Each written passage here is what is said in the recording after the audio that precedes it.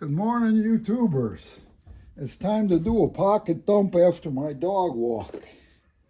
And when I go through the park, I pick up trash along the way. There's 20 cents worth of returnable bottles.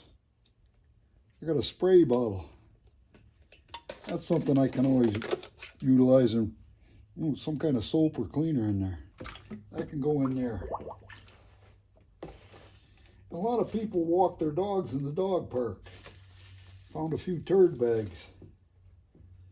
A tennis ball. Oh, that one's cracked. Some dog already broke that. I'll throw that one away.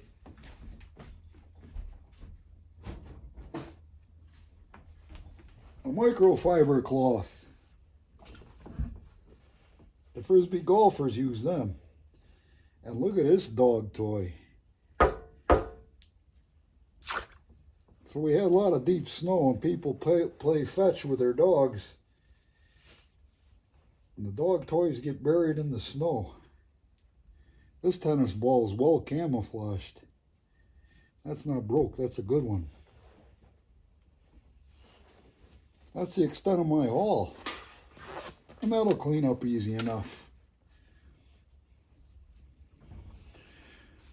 Enjoy your parks, YouTubers.